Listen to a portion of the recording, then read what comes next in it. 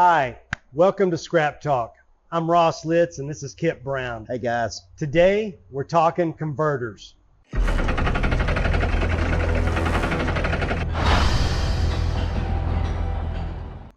As you know, Kip, we've been talking the last few episodes about what kind of materials we buy.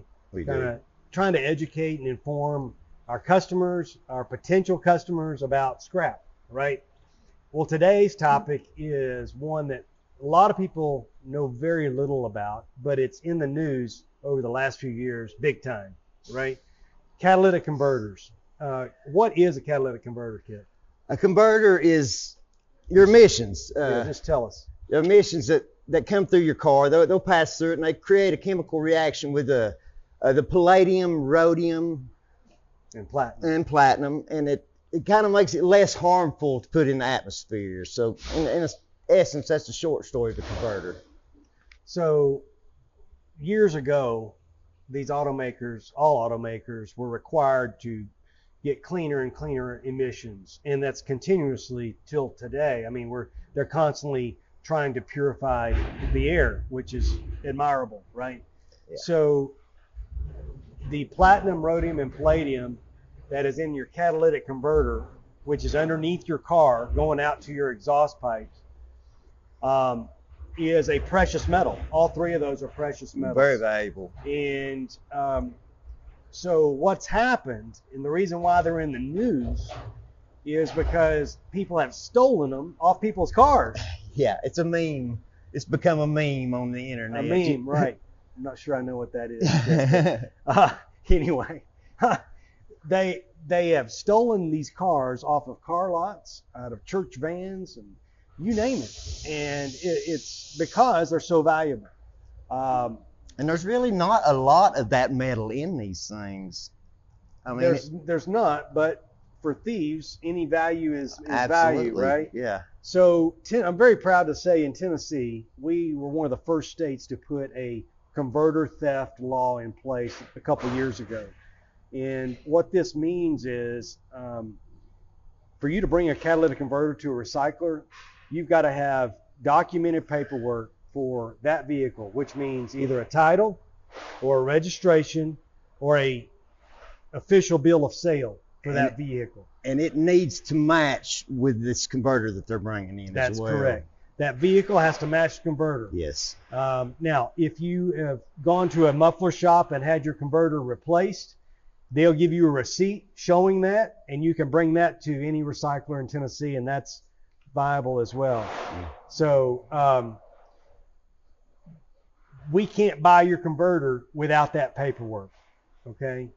And then we can't pay them on the spot, right? No, we cannot. We have to mail. It's quite like copper. We have to mail the check simply because of the theft problem that we've had with converters. Right.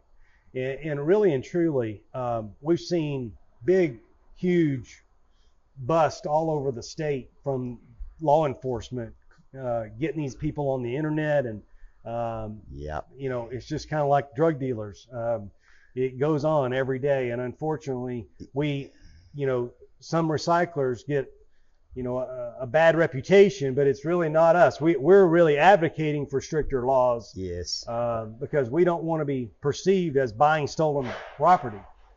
So. And then you will know if your converter's gone, because it's like your whole exhaust system is pretty much gone. I mean, what happens? It's like a race car. It's loud. I mean, you will definitely know when your converter is gone. Right. So why are we saying all this, Kip? Well, because we want you to understand converters is a big part of our business. Yes. And most recyclers, it is, because this platinum, rhodium, and palladium, not to mention the shell of the converter, is made of stainless steel. So everything about that converter is recyclable. Okay, it's melted back and made new again. Now, take us through just a little bit to show us. These are just a few examples, guys, of what converters look like. The first thing I'm going to show you is what to look for. And it would be that honeycomb right there. That is what makes this converter. if that was gone, and a lot of times when your converter is replaced, it's because that has been blew out of it. So, you know, I have people that don't know sometimes, and they come and they think they've got a converter, but all the ingredients are gone. Right. You know. And without the ingredients, it's worthless. Yeah, I mean, it's a piece of metal. Yeah, yeah. So that's the first thing you look at. And a lot of times we get some in that have a, you know, they hadn't cut the pipe off short. We can't really see down in there, so we use something to kind of poke down it and make sure that we fill this in there so we can pay you the proper price for it. Now, there are over 200 different categories of converters. Yeah, we won't get into that. We're not going to get into all those different categories, but basically you have domestics and you have imports, you have aftermarkets. And aftermarket means typically you've gone to a muffler shop and they've put a generic and that type converter on your car. The car companies put a way higher quality converter on your car when you buy it new, as opposed to going to get an aftermarket. It's not going to be the same quality. So, right. I mean, there's going to be a price difference there. And if you go to the muffler shop, Kip, do you want to get your converter back if you have to have it changed? Absolutely. Yeah. Absolutely. Because, I mean, they're going to supply you with the paperwork to come here and sell it legally to us. And you're probably going to get more for it selling to us than you will at the muffler shop. Absolutely will. If you get a credit, right? So it doesn't really matter what kind of vehicle, whether it's a pickup truck or everybody's got a converter, right? Every vehicle has to have a converter. Unless you're riding around in 1930s or 40s something, you know. But I'd say, I guess early 80s, late 70s, early 80s when that kind of became a thing, I think, for the... Now, what is this big one, Kip? That's off a diesel pickup truck. A diesel pickup truck. Yes, sir. So that's pretty heavy for somebody to go. I mean, yeah, that's a big converter, especially for a pickup truck. So like a F350, F250, or a Duramax type thing. And how, just as an example, what is that worth? Do you have any idea? I would say 200 or up. Okay. But we don't know. A lot of these diesels, part of them are worthless. Okay. This is actually two converters in one. Okay. It's two different sections. This section up here is worthless in all actuality. This back section is what's really valuable. So, but you know, I think we need to bring it all in together. I think you paid what, $250 for this? Yes. Okay. Recently. So, it's very valuable. But just know, don't cut it in half, because if you brought us this first half, we wouldn't even be able to buy it because it's not worth anything. I mean, there's a lot to identifying converters. You know, some of them have numbers, which, you know, but you get into rust and all that over the years. Yeah, we can't see them. Yeah, I mean, So then we have to use an outside source that is their business to deal with converters. We can take a picture of it and we get it instantly back and we know exactly what it's from. And also we can, you know, if we need to trace it by VIN number of that vehicle based on your paperwork, we know if that converter matches that vehicle or not.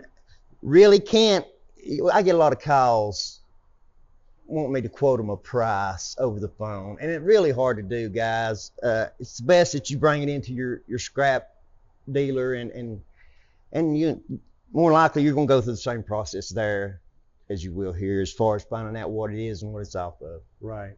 Yeah, that's very good, Kip, because you're right. You probably get 50 calls a day saying, what is a Ford Impala, converter worth? Well, we don't really know without seeing it and getting the number off of it. So that's a little bit about the converters.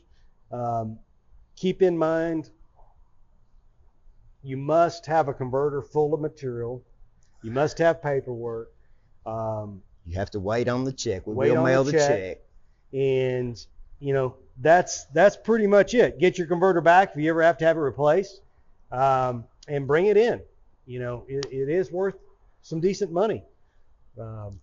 What else, Kip? What have we left out? Anything? Converters? This is the older converter. This is what they call a bead, and this one you can shake. Okay. And you can hear inside beads. Okay. I guess why they call it a bead. Yeah. But you can hear that the ingredients in there. It's kind of the older style converter. Yeah, and a lot, nowadays you get into, they've got the O2 sensor, And a lot of people bring in mufflers to us because they don't know. But this is the telltale. If it's got this in it, it's a converter. Mufflers don't normally have, I haven't ever saw a muffler have one of these in it. Right. But and muffler has no honeycomb material. No, but I mean, I can see where people can make the mistake. Right. But it happens, and we have to break their heart and say, hey, you just got a piece of metal there. Yeah. but it happens. Just trying to educate you guys on what to look for and what to expect as far as coming to bring a converter. That's great. Thank you, Kip. And one thing I just do want to note before we go in this episode, I mentioned this earlier, there's a ton of people on Facebook and different places on the internet saying, hey, mail us your converter. Don't do that. Okay, I'm just here to tell you, do not mail your converter. Number one, you could get into major problems there because most of those people are running illegally. Yes. Okay, they're not legitimate recyclers. It's more or less like a drug deal operation. So they don't play around with this stuff. We don't want to recommend you do any of that. So we want to recommend you physically take it to us or your local recycler with documents and do it the proper way. Okay, just let me say that. And prices vary a whole lot on converters. I've had people come in and bring me an aftermarket, which a lot of times is worth $5. Mm-hmm. And but that's just again